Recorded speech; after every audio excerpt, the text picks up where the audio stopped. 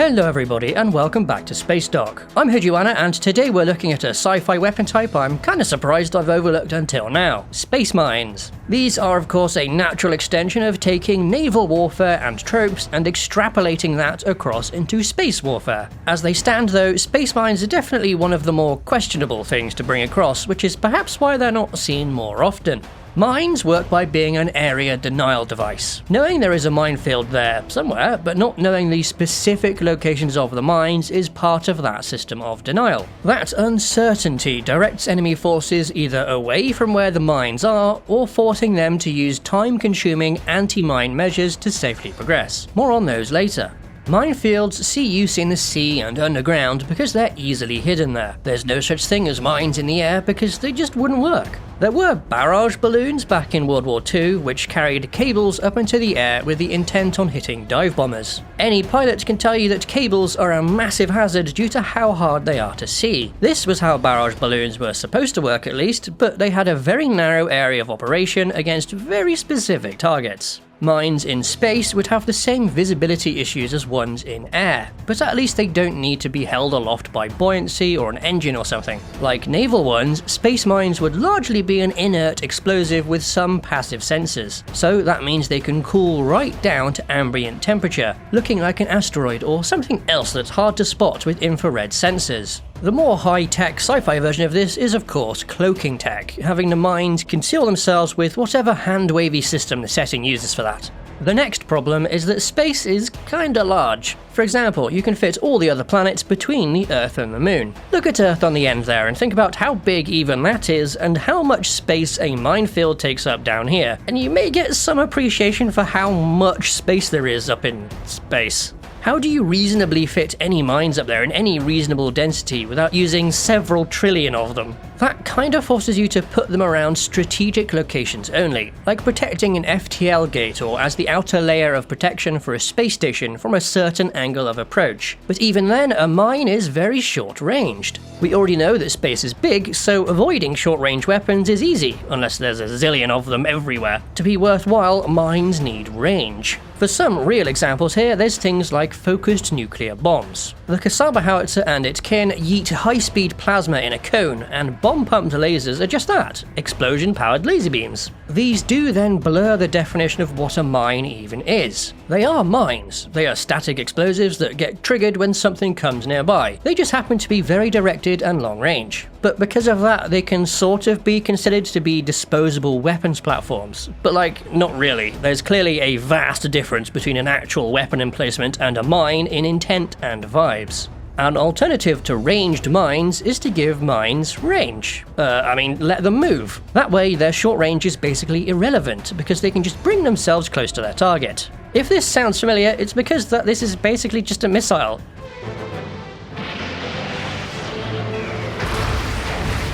Except they can make use of being in space to just stay there and linger forever. Torpedoes with their own sensors have also been used in this fashion, either just as is or in a little casing that anchors them to the seafloor. Something else that a motorized space mine can do is perform station keeping. Orbital science means that things that may have been near each other drift apart as they go floating on around whatever individual orbits they're in. This isn't always the case though. Objects can be on the exact same orbital track and just in different places on it, so they would maintain relative distance. But if there's a tiny bit of difference between their orbits, the relative distance will change. Maybe that's intended though, just like with drifting naval mines. If it's not intended, then that is where station keeping comes in. Just a tiny little engine can be used to counteract that drift and maintain the structure of the minefield. Because it's sci-fi, so of course the minefield has to be a nice orderly pattern on screen. Maybe you don't want to deal with orbits, which is fair, a lot of sci-fi doesn't, opting to make things more like naval stuff, or orbits are just not relevant to the story or vibe,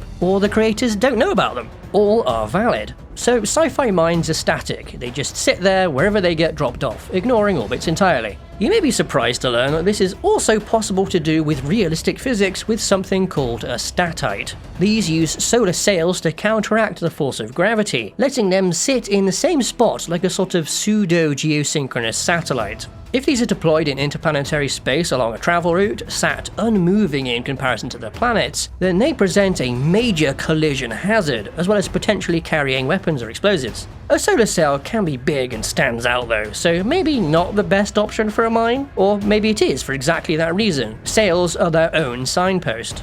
After all that waffling, let's take a look at some good examples. The quintessential sci-fi minefield in a strategic location is seen in Deep Space Nine, used to block the exit of the SOJOURN wormhole, preventing the Dominion from getting reinforcements through it. The mines here were small, cloaked, held position using station keeping, and most importantly, were self-replicating. If any were destroyed, the ones around the gap would replace them. That's pretty clever. Galaxy Quest uses space mines offensively. They're mobile but not super fast, a fact put to use by the Protector dragging some along behind it, leading them directly into the antagonist's larger vessel. Absolutely genius! Stargate SG-1 also does some cool imaginative stuff with a self-moving space mine. These ones here can't be touched except for on their control panel or else they'd trigger. They're also designed to reposition at random to form an ever-shifting minefield that would home in on weapons fire, but not on ships themselves. This makes the minefield an interesting, if deadly, neutral ground. The clever thing about this episode is the no-touchy part, and how the team work around that to reprogram a mine. They teleport it into the hold of a cargo ship, which then has to be piloted around the mine's movements, ensuring it doesn't bump the inside of the ship, demonstrating relative motion extremely well. Having mines in a setting also means that there's going to be mine layers, mine sweepers, and mine hunters. The first is fairly simple, just something that has cargo space for mines and a method of dropping them out. Maybe stealth or high speed is valued on such vehicles, but really there's no hard definition at all. Maybe mobile mines can even deploy themselves. Minesweepers are called that because originally they literally swept through large areas with cables that cut submerged mines from their moorings, detaching them from the seabed. More advanced methods attempt to use the sensors of non-contact mines against them, harmlessly causing them to go off. There's a neat aircraft modification in World War II that was basically a big electromagnetic coil all the way around the plane, which generated a magnetic field big enough to trick mines into thinking a big metallic ship was nearby. What a cool thing to use as inspiration! Mine hunters are more sophisticated, meant to counteract the equally more sophisticated triggers of modern mines, using many of the sensors and techniques used to find submarines to precisely locate a mine for later disposal. There's also the crude method of just running a ship ahead through a minefield and following it. Either it gets through a clear route or it hits a mine and clears the route that way. Not the best posting for the crew of that ship, but these days this can be done with remote piloted drones. Space mines may have some problems to face, but there's plenty of ways around those problems as well, depending upon the way the rest of the setting is built. And as we've seen, space mines can be a clear avenue for clever storytelling. You can support Spacedock by joining our Patreon, where you can get our frigate and spacefighter design reference books. Alternatively, you can support us directly through YouTube by becoming a channel member. Thanks to our supporters, and thank you for watching.